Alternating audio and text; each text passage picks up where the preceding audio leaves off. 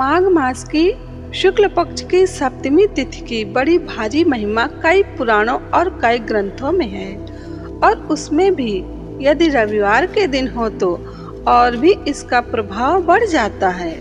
रविवार के दिन सप्तमी तिथि होने से विजया सप्तमी का योग बनता है और विजया सप्तमी के योग में जिस कामना के लिए कोई भी सत्कर्म करोगे ना तो उस कार्य में विजय अवश्य प्राप्त होगी। जी हाँ, इस तिथि को साधारण समझकर यूं ही मत गंवा देना। इस तिथि पर किया गया जप, ध्यान व दान आदि जो भी सत्कर्म किया जाएगा उन सब का कभी नष्ट न होने वाला पुण्य प्राप्त होगा। इसलिए इस तिथि का लाभ अच्छे से लेना। माघ मास की सप्तमी को अचला सप्तमी, रथ सप्तमी, आरोग्य सप्तमी, भानु सप्तमी आदि अनेक नामों से संबोधित किया गया है और इस सप्तमी को सूर्य भगवान की उपासना के लिए बहुत ही सुंदर दिन कहा गया है। इस सप्तमी के दिन पुत्र प्राप्ति, पुत्र रक्षा के लिए इस दिन संतान सप्तमी का व्रत भी किया जाता है और इस सप्तमी का इतना प्रभाव है कि इस दिन प्रातः पूर्ण स्नान यानी कि सूर्योदय के पहले स्नान व व्रत करके अपने गुरुदेव जी का पूजन करने से संपूर्ण माघ मास के स्नान का पूर्ण फल व वर्ष भर के रविवार व्रत का पुण्य मिल जाता है। यह सप्तमी संपूर्ण पापों को हरने वाली व सुख सौभाग्य की वृद्धि करने वाली है। तो जब एक ही दिन के व्रत और स्नान व जप, ध्यान व दान करने से जो पुण्य करोड़ों सूर्य ग्रहण में सत्कर्म करने से प्राप्त होता है और एक वर्ष के रविवार व्रत करने से जो लाभ होता है वो सब सिर्फ अचला सप्तमी पर नियम व व्रत का पालन करने से मिल जाता है।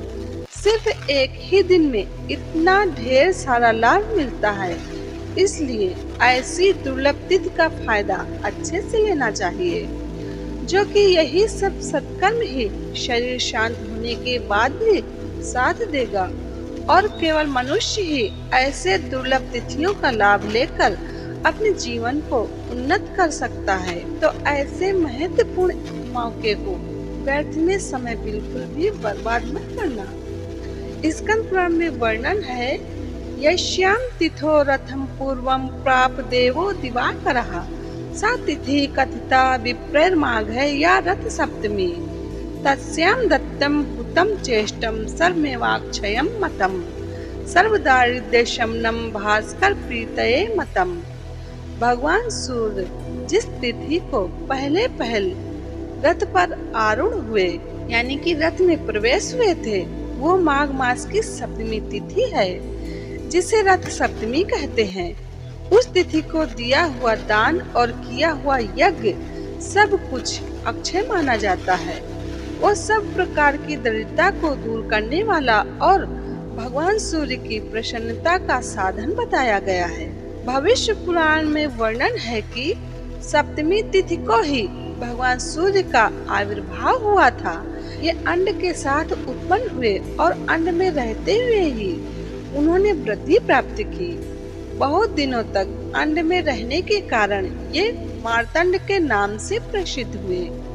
भविष्य पुराण के अनुसार ही सूर्य भगवान को अपनी भार्या सप्तमी तिथि के दिन ही प्राप्त हुई थी और उन्हें दिव्य रूप भी सप्तमी तिथि को ही मिला था तथा उन्हें संतानें भी इसी तिथि को प्राप्त हुई। अतः सप्तमी तिथि भगवान सूर्य को अतिशय प्रिय है।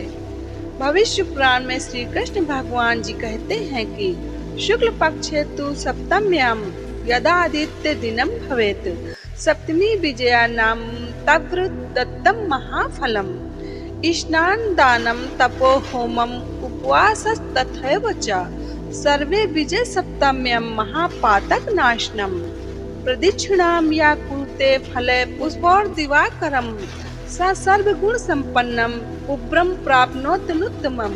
भगवान श्री कृष्ण जी कहते हैं, राजन, शुक्ल पक्ष की सप्तमी तिथि को यदि आदित्यवार यानी कि रविवार हो तो उसे विजय सप्तमी कहते हैं।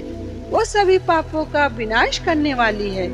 उस दिन किया हुआ स्नान, दान, जप, होम तथा उपवास आदि कर्म अनंत फलदायक होता है। जो उस दिन फल पुष्प आदि लेकर भगवान सूर्य की प्रदक्षिणा करता है वो सर्वगुण संपन्न उत्तम पुत्र को प्राप्त करता है। नारद पुराण में माघ शुक्ल सप्तमी को अचला व्रत बताया गया है। यह त्रिलोचन जयंती है। इसी को रथ सप्तमी कहते हैं। यही भास्कर सप्तमी भी कहलाती है, जो करोड़ों सूर्य ग्रहणों के समान है। इसमें अरुणोदय के समय मतलब कि सूर्योदय हुआ नहीं हो, जिस ओर से सूर्यदेव निकलते हैं ना, उदय होते हैं, प्रकट होते हैं, तो सबसे पहले उस स्थान पर आकाश बिल्कुल लाल लाल दिखता है, तो उस समय ही स्नान किया जाता है। उसी को अरुणोदय कहते हैं। और उस दिन आक और बेर के साथ साथ पत्ते सिर पर रखकर स्नान करना चाहिए। इससे 7 जन्मों के पापों का शमन होता है। इसी सप्तमी को पुत्रदायक व्रत भी बताया गया है।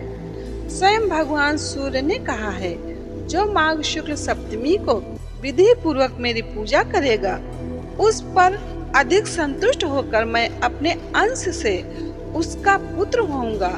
इसलिए उस दिन इंद्रिय संयम पूर्वक दिन रात उपवास करें और दूसरे दिन होम करके ब्राह्मणों को दही भात दूध और खीर आदि भोजन करावें। अग्नि पुराण में अग्निदेव जी स्वयं कहते हैं, माघ मास के शुक्ल पक्ष की सप्तमी तिथि को अष्टदल अथवा 12 दल कमल का निर्माण करें तो यह कमल पीपल के पत्ते से भी बना सकते हैं और अपनी पूजन की थाली में चंदन से भी अष्टदल और 12 दल कमल का निर्माण करके उसमें भगवान सूर्य का पूजन कर सकते हैं। इससे मनुष्य शोक रहित हो जाता है। चंद्रिका ग्रंथ में भी लिखा है कि सूर्य ग्रहण तुल्या ही शुक्ला माघस्य सप्तमी अरुणोदय बेलायाम तस्याम स्नानम महाफलम। अर्थात माघ शुक्ल सप्तमी सूर्य ग्रहण के समान होती है। सूर्योदय के समय इसमें स्नान का महाफल होता है। इसलिए घर में एक दूसरे को जगाकर इस समय स्नान अवश्य कर लेना चाहिए, आलस्य छोड़कर। यह सप्तमी यदि अरुणोदय के समय प्रयाग में प्राप्त हो जाए तो कोटि सूर्य ग्रहणों के समान पूर्ण मिलता है। इसलिए इस दिन स्नान के जल में गंगा जल और काले तिल डालकर अवश्य स्नान कर लेना चाहिए। मदन रत्न में भविष्योत्तर पुराण का कथन है कि माघ मास की शुक्ल पक्ष सप्तमी कोटि सूर्य ग्रहण के बराबर है। उसमें सूर्य स्नान दान और अर्घ से आयु आरोग्य व समृद्धि की वृद्धि होती है। तो इस दिन तांबे के लोटे में चावल और काला तिल लाल फूल डालकर हो सके तो आदित्य हृदय स्तोत्र का पाठ करके सूर्य भगवान को अर्घ जरूर देना चाहिए। शिव पुराण के मुताबिक अचला सप्तमी का व्रत करने से मनोकामनाएं पूरी होती हैं और जीवन में सुख समृद्धि आती है। इस दिन भगवान सूर्य की पूजा करने से बड़े बड़े रोगों से भी मुक्ति मिलती है। तो 25 जनवरी रविवार को सूर्योदय के समय सूर्य भगवान को जल में काले तिल चावल गुड़ और लाल फूल डालकर अर्घ जरूर दें, बहुत शुभ लाभ होगा। अचला सप्तमी की बड़ी भारी महिमा कई पुराणों और कई ग्रंथों में भी है। तो अचला सप्तमी 25 जनवरी रविवार को है। तो यही महत्वपूर्ण जानकारी इस वीडियो में देना था। जानकारी कैसी लगी कमेंट करके जरूर बताना। यहीं पे मैं अपनी वाणी को विराम देती हूँ। जय श्री कृष्ण।